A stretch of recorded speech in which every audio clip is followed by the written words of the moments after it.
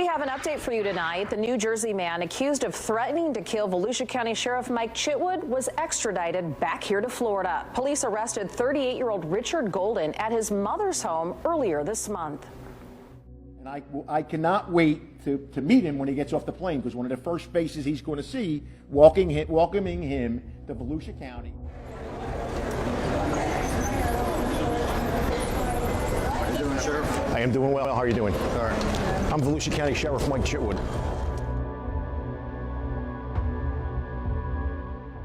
February 22, 2023, 10:54 p.m. Eastern Standard Time. A post arrives on 4chan's political board. It reads as follows: "Just shoot Chitwood in the head and he stops being a problem. They have to find a new guy to be the new problem. But shooting Chitwood in the head solves an immediate problem permanently. Just shoot Chitwood in the head and murder him." This post led to an arrest of a guy living with his mom in New Jersey for making threats against Volusia County, Florida Sheriff Mike Chitwood. He has strong links to supremacist and neo-Nazi hate groups. From my understanding, Richard Golden, the man behind the post, was a sort of remote insider, involved in posts like this constantly, trying to incite actual violence to match his beliefs. But how does this all tie to Minecraft? Well, I left out the last bit of his 4chan post. In Minecraft. This isn't the first time In Minecraft has been used as a meme. Its origination goes way back, likely beginning on 4chan sometime in 2018. The premise behind it is simple. Say the most messed up, twisted things you can think of and then put In Minecraft at the end, with the idea that this exonerates yourself of any liability to what you just said. This meme never gained super solid ground, really only being isolated to 4chan with a few posts on Twitter. 99% of these In Minecraft memes are harmless, sometimes even pretty funny. But in the case of Richard Golden, he was expressing a very real opinion with some real dark motives behind it all. But why did he choose some random sheriff in Central Florida's Orlando area? Well, Sheriff Mike Chitwood has always claimed to be a defender of minority rights, sounding off on Floridian hate groups all of the time, like GDL, a known and unfortunately large anti-Semitic group of South Florida. People like Richard Golden criticized this for obvious reasons, and he was very vocal on putting a stop to it quickly. But does In Minecraft hold any legality in court?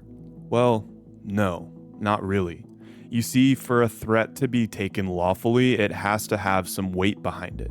You have the threat, and then some sort of actual plan and intent to carry out that threat. So even if you say the most twisted thing as a joke, add In Minecraft at the end, but it really is just a joke, the worst you'll get is an awkward knock at your door. On the other side of the coin, if your threat is perceived as real, and you have the means and criminal intent to carry out said threat, it doesn't matter how many times you say it's a joke, it won't hold up in court. Such is the case with Richard Golden. Well, maybe. You see, obviously this guy is a grade A dirtbag who contributes absolutely nothing to the benefit of society, but a lot of people have criticized Sheriff Chitwood for overreacting and arresting someone over 1,000 miles away from him. I mean, how would that guy, who is unemployed and lives with his elderly mother, make it all the way to Florida and successfully carry out this threat? Not discrediting it at all, just reporting on what a lot of people are saying. Richard Golden is being held in Florida, still pending a hearing and plea as far as I know. It will be super interesting to see how this plays out and how it is ruled in court. An arrest and potential conviction over a Minecraft meme is truly something that can only happen in our weird timeline. Of course, this quick video isn't my usual, but there are so many untold dark stories like this one with ties to Minecraft. And as much as I love Minecraft nostalgia, it's a very narrow niche to stay in forever, so I might branch out here and there with some investigative journalism styled videos. This one is just me dipping my toes in the water, as it's not a very long story at all. Let me know if you'd like more videos like this in the comments, because I have quite a few more ideas in this realm. It's something I really enjoy watching personally and would love to add to my creative repertoire.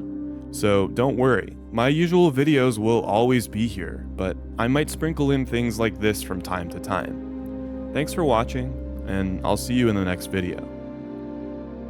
Special thanks to my Knight channel members Thomas Wellman Boyd, Crimson, and Caspero, and my Lord channel members Vapichu, Vi, and Dirty Dan.